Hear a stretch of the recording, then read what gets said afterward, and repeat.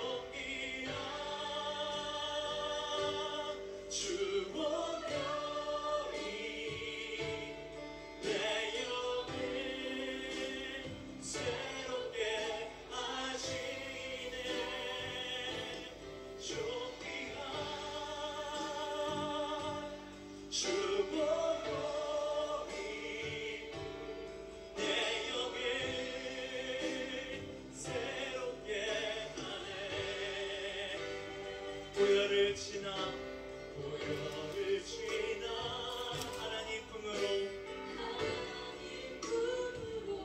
보혈을 지나 예수님 품으로 보혈을 지나 성령님 품으로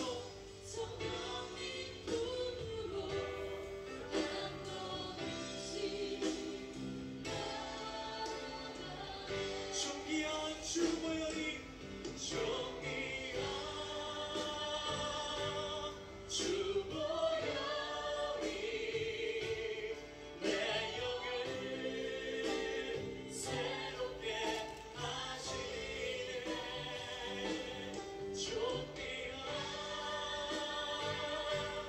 주 보혈이 내 영을 새롭게 존귀한 주 보혈이 존귀한 주 보혈이 내 영을 새롭게 하시네. 존귀한 주 보혈이 내 영을 새롭게 하네. 존귀한 주 보혈이 존귀한 주 보혈이 내 영을 새롭게 하시네. 존귀한 주 보혈이 내 영을 새롭게 하네.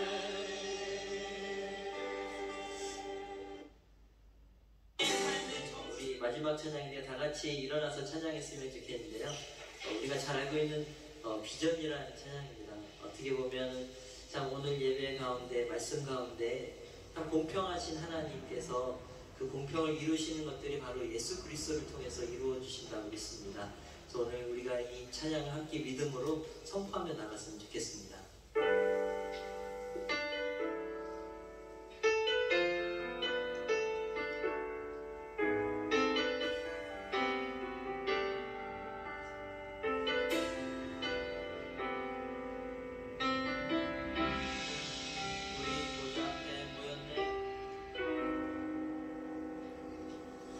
우리 보좌 앞에 모였네.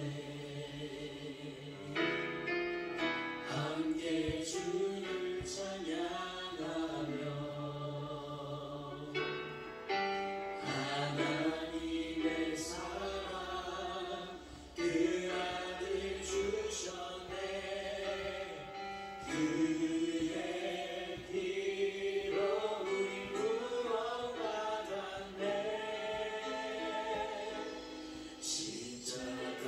십자가에서 쏟으신 그 사랑 같이 온 땅에 흘러 강같이 온 땅에 흘러 각 나라와 족속 백성 방언에서 구원받고 주 경배 드리네.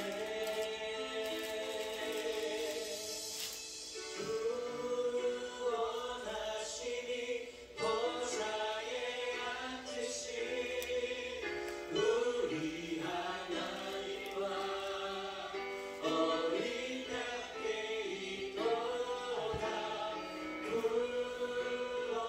구원하시니 보좌에 앉으신 우리 하나님과 어린 양께 있도다. 다시 한번 우리 보좌 앞에 모였네. 우리 보좌 앞에 모였네. 함께 주를 찬양하며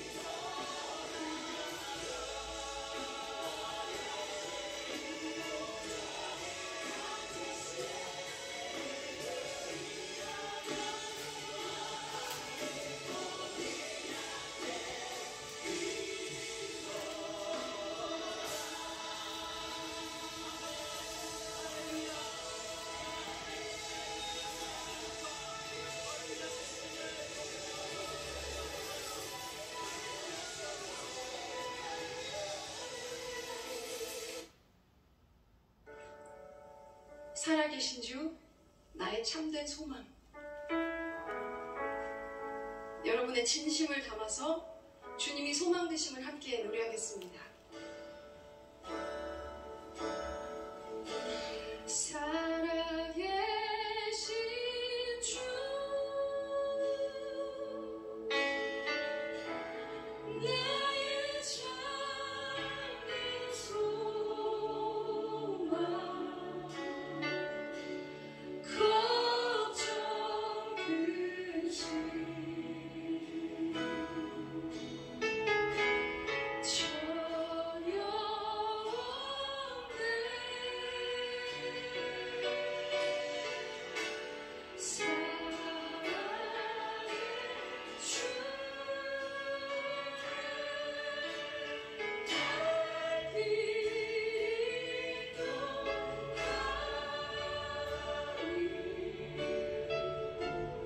내 모든 삶을 늘 주와 그 언젠가 우리 3절로 그 언젠가 주의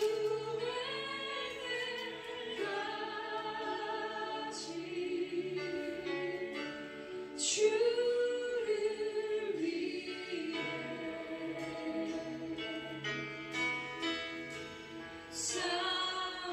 싸우리라 승리의 길 승리의 길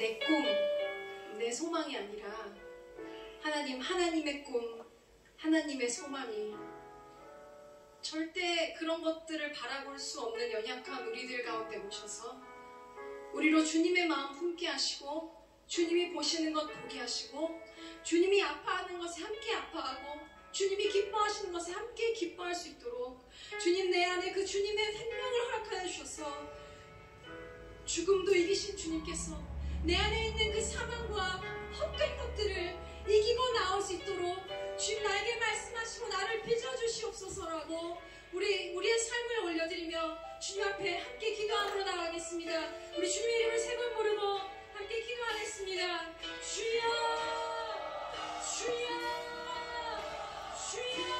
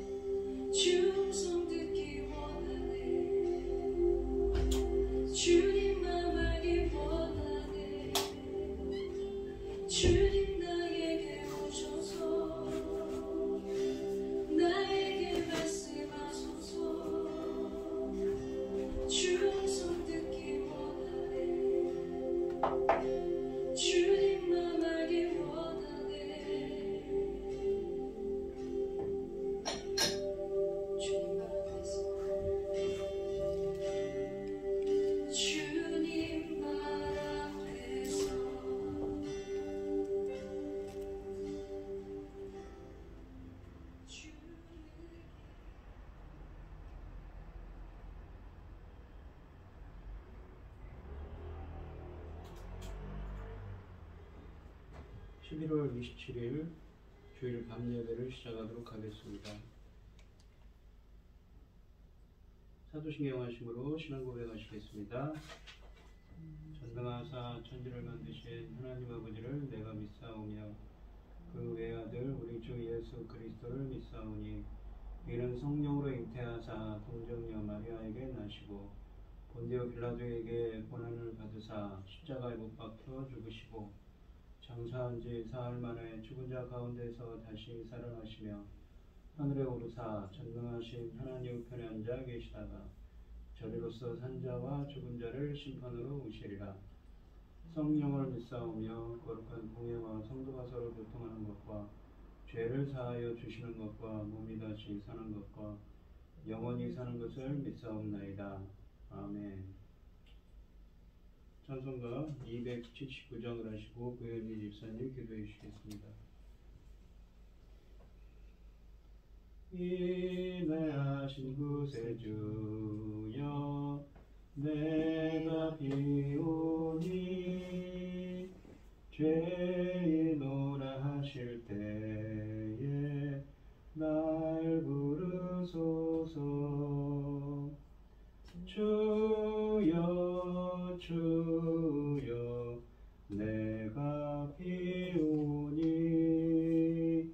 죄인오라 하실 때에 날 부르소서. 자비하신 보좌 앞에 꿇어 엎드려 자복하고 회개하니 믿음 주소서. 주여 주여 내가 비오니 죄인오라 하실 때에 날 부르소서. 주의 공로 의지하여 주께 가오니 상한 마음을 고치시고 구원하소서. 주여 주여 내가 비오니 죄인오라 하실 때에 날 부르소서. 만복 끊은 우리 주여 위로하소서. 우리 주와 같으시니 어디 있을까. 주여 주여 내가 비오니 죄인오라 하실 때에 날 부르소서. 아멘. 기도하겠습니다. 여호와의 인자하시는 자기를 경외하는 자에게 영원부터 영원까지 이르러 그의 의는 자손의 자손에게 이르리니 곧 그 언약을 지키고 그 법도를 기억하여 행하는 자에게로다. 여호와께서 그의 보좌를 하늘에 세우시고 그의 왕권으로 만유를 다스리시는도다. 능력이 있어 여호와 말씀에 행하며 그 말씀의 소리를 듣는 여호와의 천사들이여 여호와를 송축하라. 그에게 수종들며 그의 뜻을 행하는 모든 천군이여 여호와를 송축하라. 여호와의 지으심을 받고 그가 다스리시는 모든 곳에서 있는 너희여 여호와를 송축하라. 내 영혼아 여호와를 송축하라. 주님의 귀한 말씀은 내 발의 빛이요 목마른 사막길에서 샘물과 같도다. 굶주린 나의 영혼을 만나로 먹이시고 내 갈 길 밝게 비추니 그 말씀 귀하다. 하늘의 깊은 지혜를 깨닫게 하시고 말씀 밝히 알도록 늘 도와주소서. 천지 만물을 지으신 전능하신 하나님 아버지, 어리석고 보잘것없는 저희를 자녀 삼으시고 아버지의 사랑 가운데 살아가게 하심을 감사드립니다. 어지럽고 복잡한 이 세상에서도 이 시간 하나님께 예배드릴 수 있도록 인도하셨으니 감사합니다. 전능하신 하나님 아버지, 지금은 아주 중요한 열매 거두는 시대가 아닙니까? 이 열매 거두는 시대에 아버지 하나님, 우리는 어려운 일을 만나고 있습니다. 전쟁하는 자가 나타났고 또 코로나19가 있었고 아버지 하나님, 여러 가지 경제적인 문제며 아버지 많은 이 고난이 닥치고 있습니다. 거기에 지도자를 잘못 세워서 아버지 하나님 뜻대로 세웠어야 하는데 저희들이 아버지 하나님 진중하지 못하고 그냥 어설프게 지도자를 세운 까닭에 온 나라가 지금 아버지 하나님 신음하고 있습니다. 불쌍히 여겨주시고 아버지 하나님 도와주시옵소서. 새로운 밝은 길로 들어설 수 있도록 아버지 하나님께서 능력의 손으로 이끌어 주시옵소서. 저희들이 다 어리석어서 잘못하였던 결과로 이런 일을 당하였어요. 아버지 하나님께서 능력의 손으로 아버지 이끌어 주시옵소서.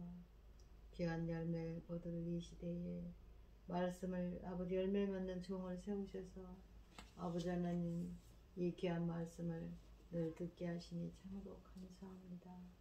오늘 오전 말씀은 아버지 하나님 정말 듣기도 아깝고 아버지 하나님 보기도 아까운 천금 같은 말씀이 아닙니까? 아버지 하나님 어서 이 열매 거둘 귀한 말씀으로 하나님 원하시고 기뻐하시는 자들 그리스도의 신부들이 넉넉히 나와서 하나님 앞에 드려져야 할 텐데 아버지 하나님 세상은 멀고 아버지 하나님 나라는 시끄럽고 세계는 아버지 하나님 전쟁으로 인하여 어린이들이 울부짖고 있습니다. 아버지 하나님 볼 수도 없습니다. 정말로 하나님 앞에 죄송하기 그지없습니다. 우리는 힘이 없지 않습니까? 우리는 어떻게 할 힘이 없지 않습니까? 아버지 아버지께서 능력의 손으로 아버지 하나님 전쟁하는 자를 아버지 꺾어 주셔서 아버지 하나님 그런 자들이 줄어들게 하시고 아버지 하나님 우리에게 맡기진 사명 천금 같은 귀한 사명 잘 감당하고 아버지 앞에 갈 수 있도록 도와주시옵소서. 이 중대한 시대에 이 중요한 시대에 아버지 하나님 열매 거둘 이 귀한 시대에 저희 나라를 제사장 나라까지 세우셨는데 나라 꼴이게 이렇게 되어 하나님 앞에 너무나 죄송합니다. 아버지 하나님 저희들은 힘이 없어서 기도할 뿐이오니 아버지 하나님 도와주시옵소서. 능력의 손으로 이끌어 주시고 도와주시고 일으켜 세워 주시옵소서. 아버지 하나님 제사장 나라를 세우셨다는 게 얼마나 중요한 일이고 얼마나 귀한 일인데 아버지 하나님 우리가 늘 하나님 앞에 죄송하기 그지없습니다. 아버지 하나님 도와주시옵소서. 사명 감당하고 아버지 앞에 갈 수 있도록 도와주시옵소서. 이 모든 말씀 아버지 하나님 억만 죄악 가운데서 우리를 구원하여 주신 예수 그리스도 이름으로 기도드리옵나이다. 아멘. 오늘 함께 하실 하나님의 말씀은 고린도전서 9장 1절로 14절 말씀입니다. 교독을 하겠습니다. 제가 먼저 읽겠습니다. 내가 자유인이 아니냐 사도가 아니냐 예수 우리 주를 보지 못하였느냐 주 안에서 행한 나의 일이 너희가 아니냐. 다른 사람들에게는 내가 사도가 아닐지라도 너희에게는 사도냐 나의 사도됨을 주 안에서 인친 것이 너희라.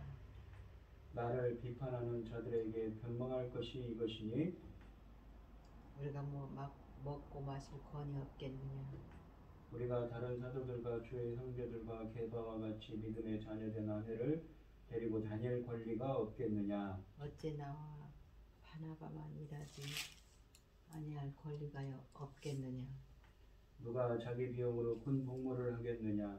누가 포도를 심고 그 열매를 먹지 않겠느냐. 누가 양떼를 기르고 그 양떼의 젖을 먹지 않겠느냐. 내가 사람의 예대로 이것을 말하느냐 율법도 이것을 말하지 아니하느냐.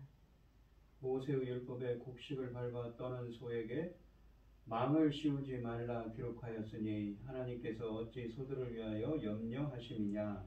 오로지 우리를 위하여 말씀하심이 아니냐. 과연 우리를 위하여 기록된 것이니 밭가는 자는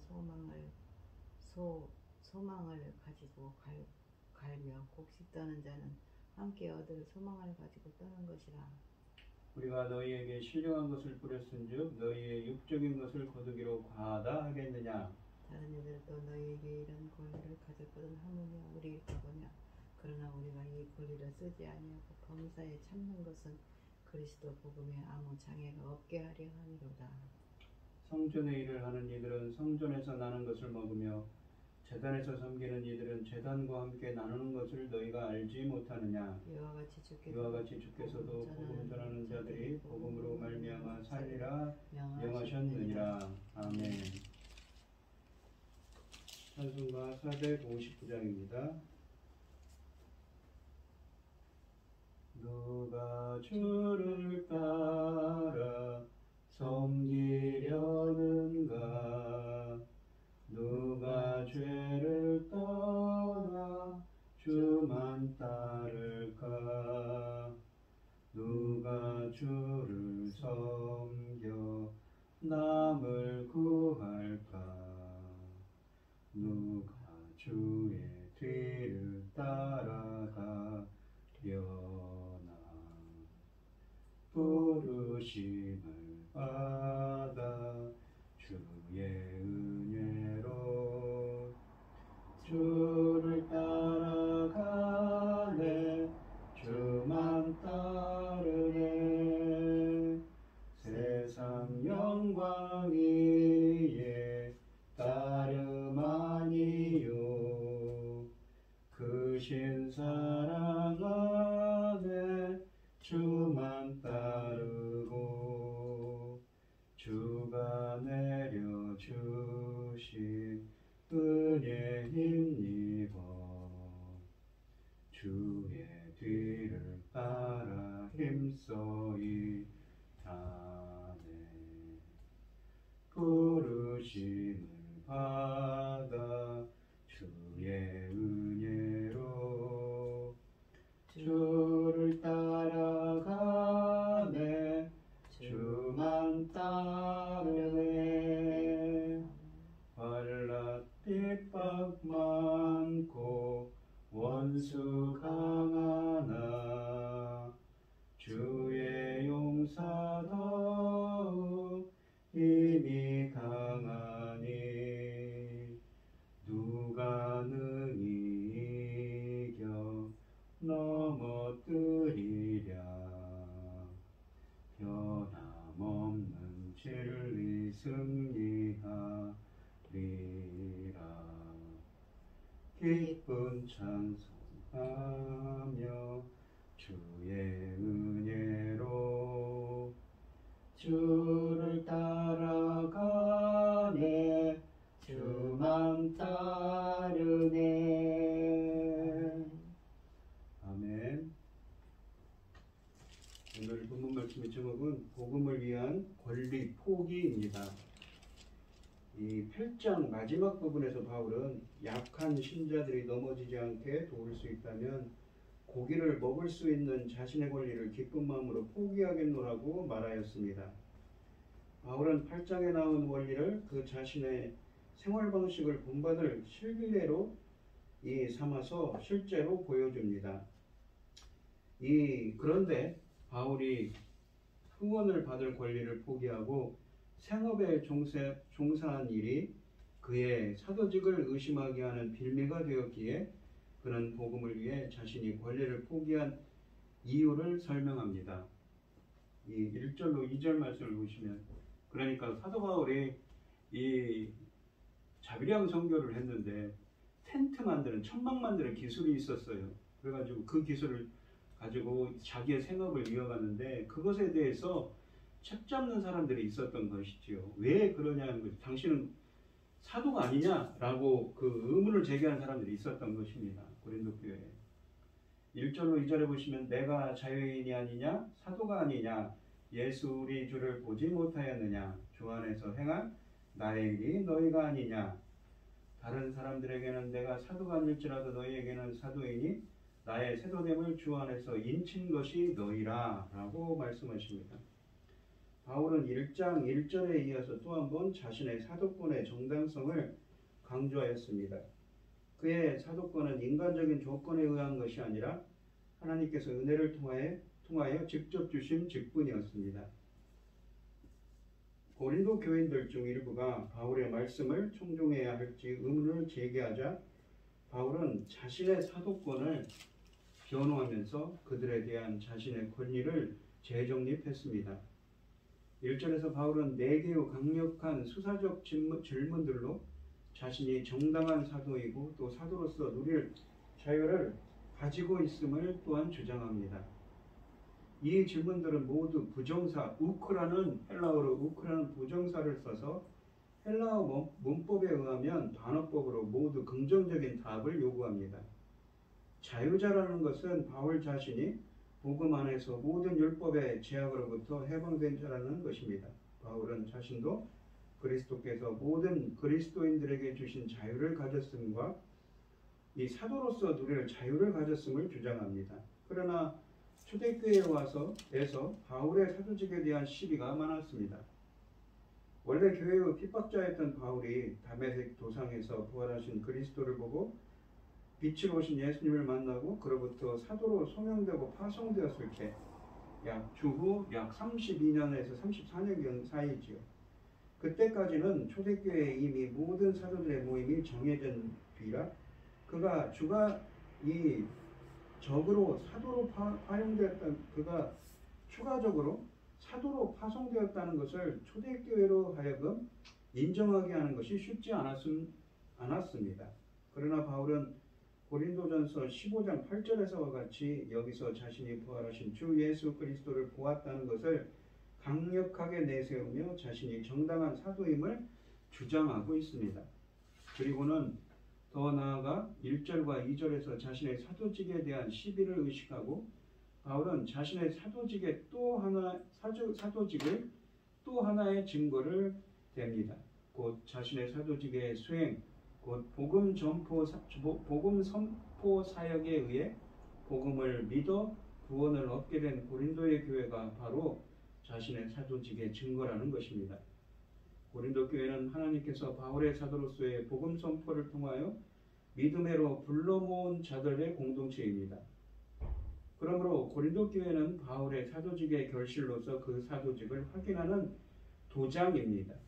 추천서라고 강조하고 있는 것이지요. 고린도후서 3장 2절로 3절에서는 그러므로 다른 사람들은 바울을 사도로 인정하지 않을지라도 고린도의 그리스도인들은 그것을 인정하지 않을 수 없다는 뜻입니다. 주 안에서라는 말은 근본적으로 예수 그리스도와 신비적으로 연합하여 또는 예수의 주권의 영역에서라는 뜻으로 여기서는 고린도 교회가 바울 자신이 주 예수의 명령을 받들어 복음 선포에 일을 하여 얻은 열매이며 그것이 죽은 예수의 주권의 영역 안에 존재하는 것이라는 뜻을 나타내고 있습니다.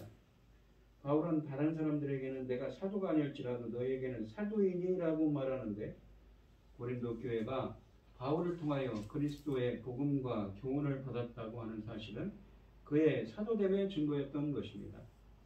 바울은 주 안에서 행한 나의 일이 너희가 아니냐 그러면서 나의 사도됨을 주 안에서 인친 것이 너희라 라고 말합니다.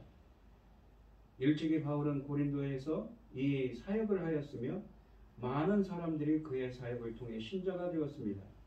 만약 그 신자들이 그의 권위를 의심한다면 자신들의 신앙 역시 의심해야 할 것입니다.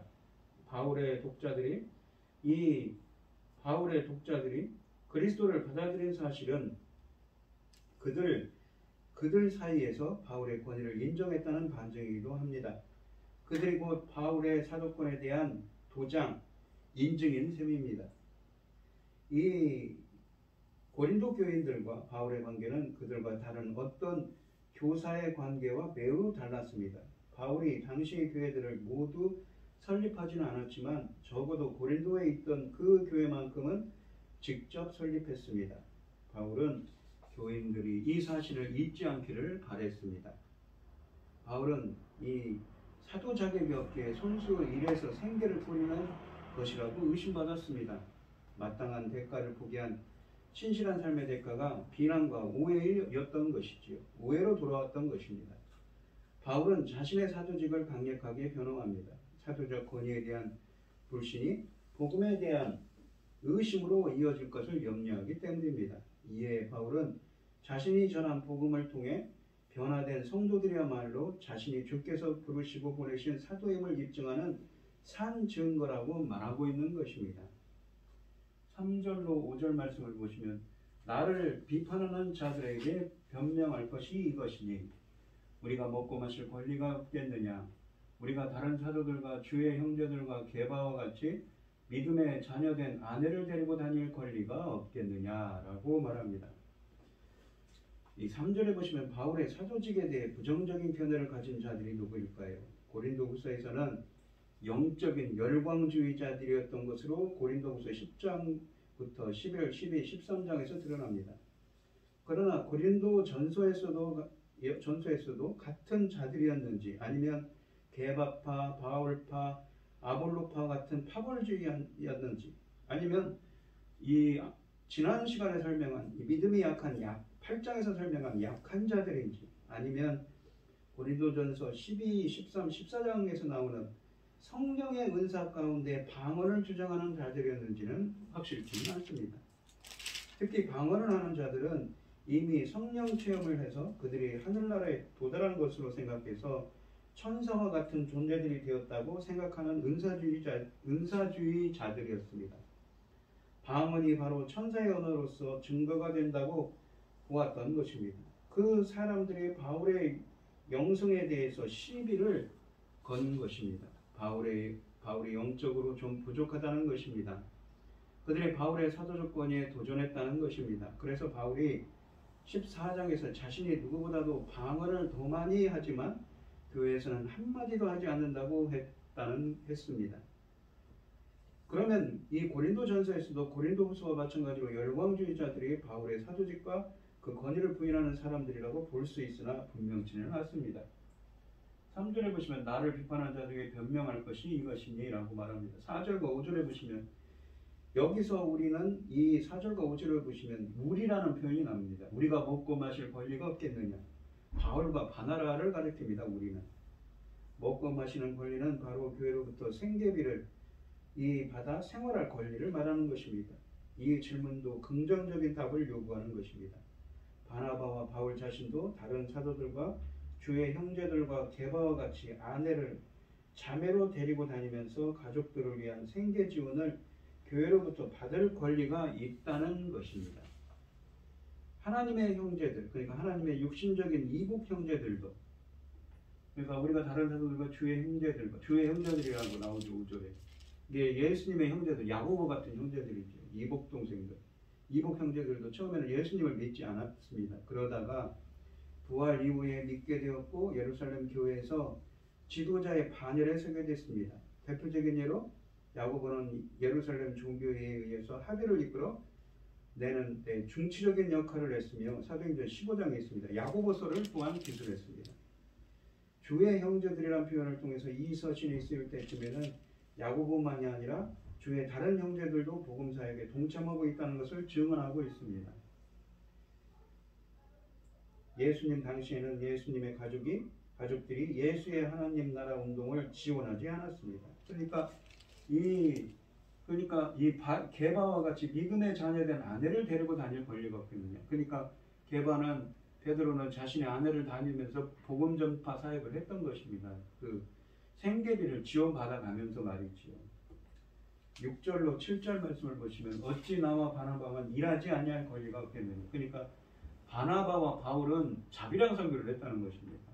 누가 자기 비용으로 군복무를 하겠느냐. 누가 포도를 심고 그 열매를 먹지 않겠느냐. 누가 양떼를 기르고 그 양떼의 젖을 먹지 않겠느냐라고 말합니다.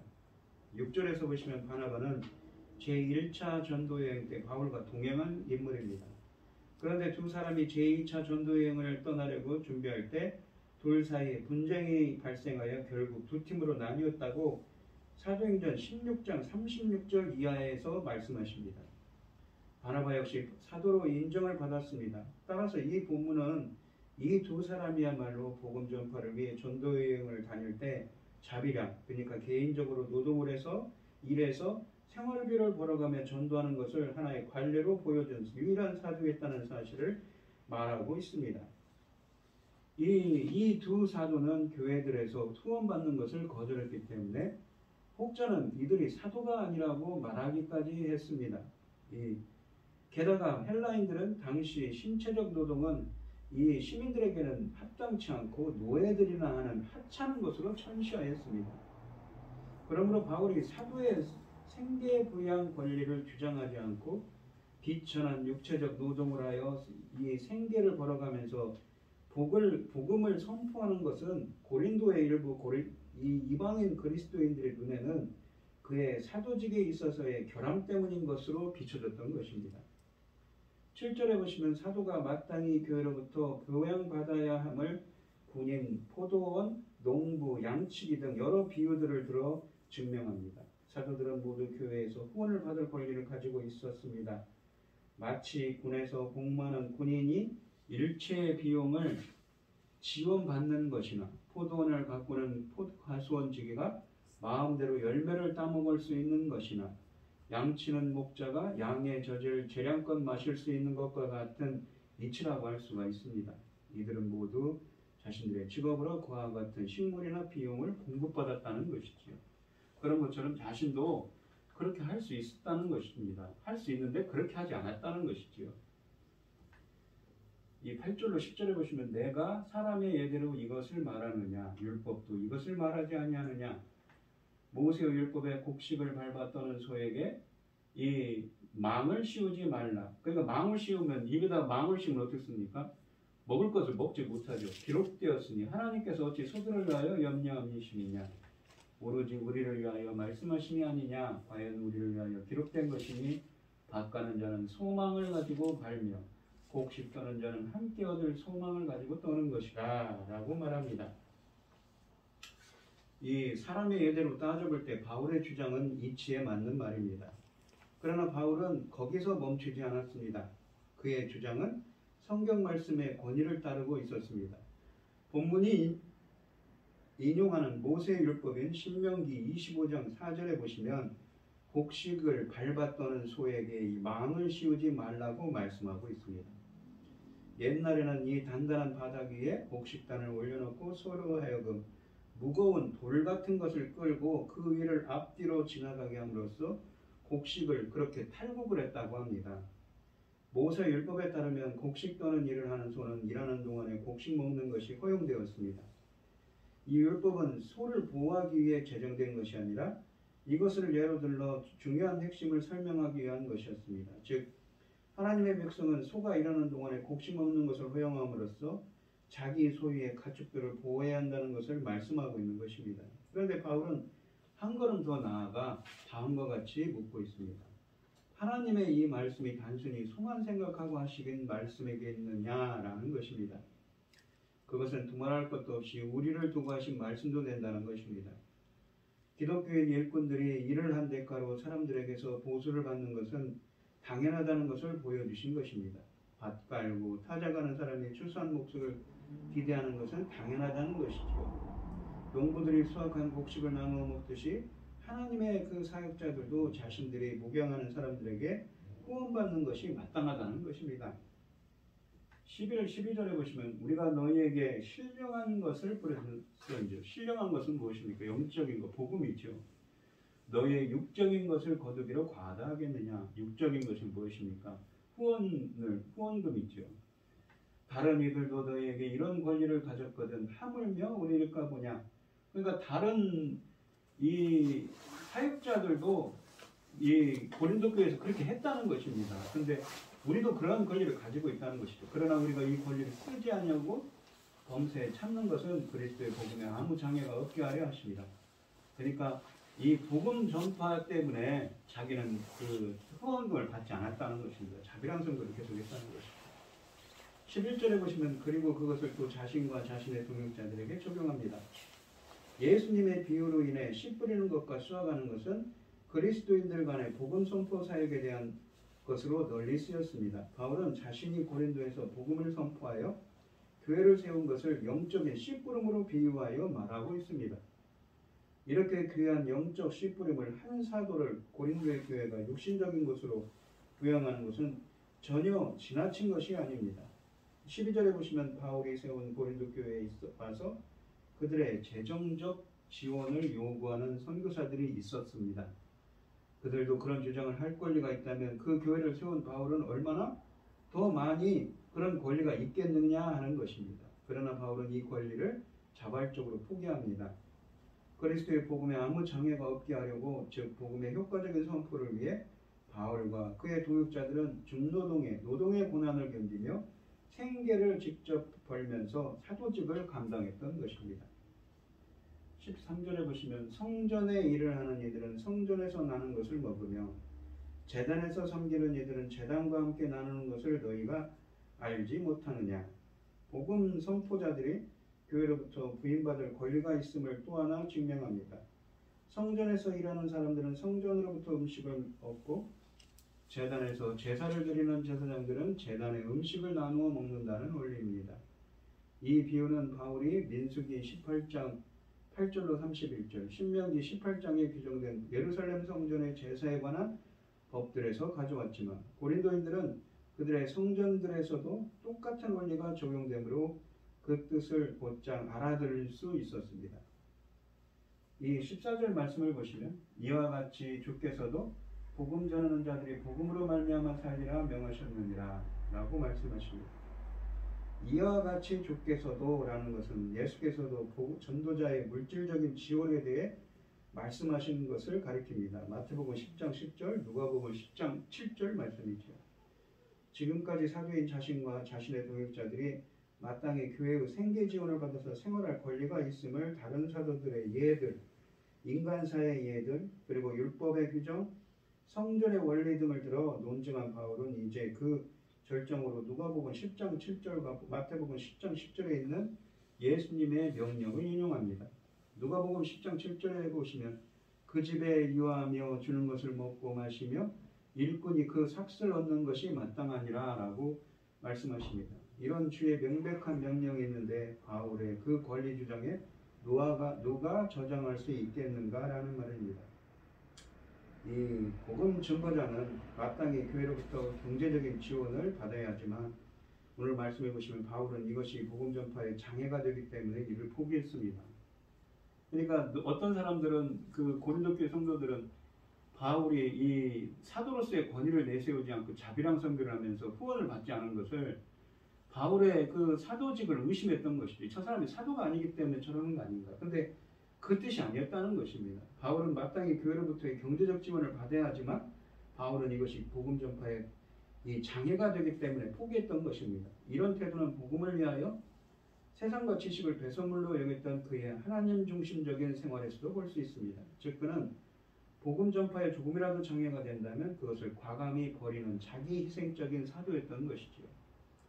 이것은 그리스도를 위한 고난이 바울에게 기쁨으로 여겨졌기에 가능했습니다.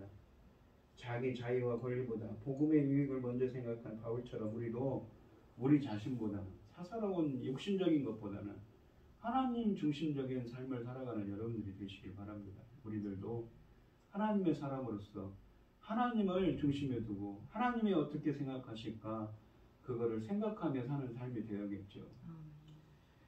그러한 은혜가 함께하는 바울과 같은 생각을 갖고 살면 하나님 중심적인 삶을 살아가는 여러분들이 되시기를 축원드리겠습니다. 기도하겠습니다.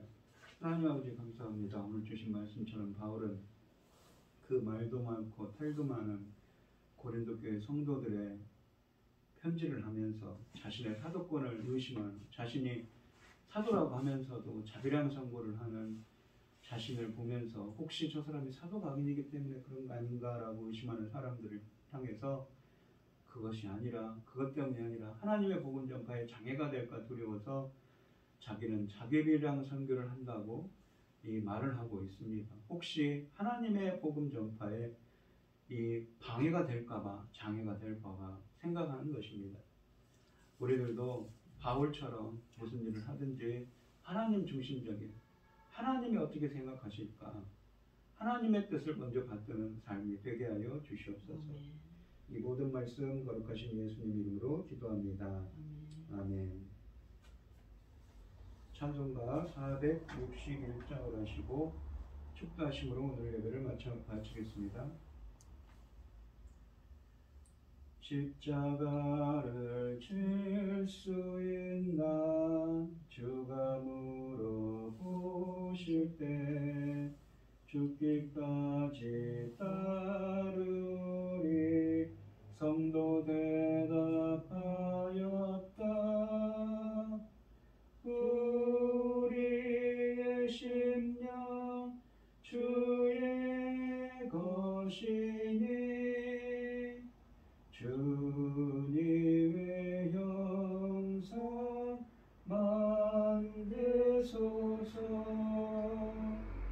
주인도 따라 살아갈 동안 사랑과 충성 늘 바치오리다.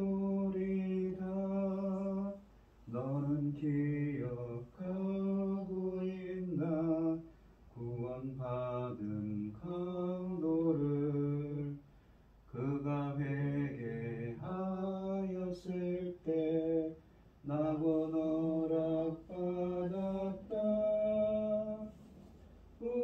우리의 심령 주의 것이니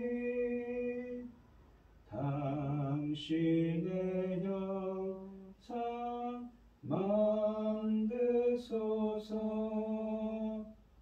주인도 따라 살아갈 동안 사랑과 충성 늘 바치오리다.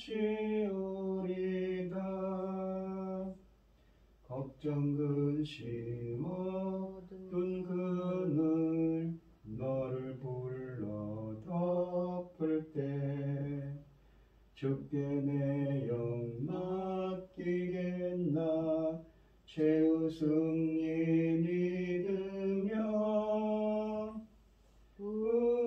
우리의 심령 주의 것이니 당신의 형상 만드소서.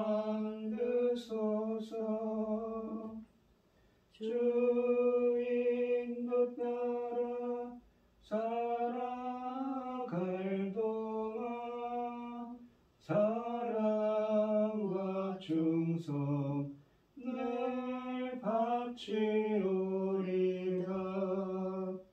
이런 일 다 할 수 있나 주가 물어보실 때 용감한 자 바울처럼 손끝 대답하리라. 우리의 심령 주의 것이니 당신의 형상 만드소서. 주인도 따라 살아갈 동안 사랑과 충성 늘 바치오리다. 아멘. 이제는 주 예수 그리스도의 은혜와 하나님의 극진하신 사랑과 성령의 교통하심이 성도들 머리머리 위에 이제부터 영원히 함께 있을지어다. 아멘. 아멘.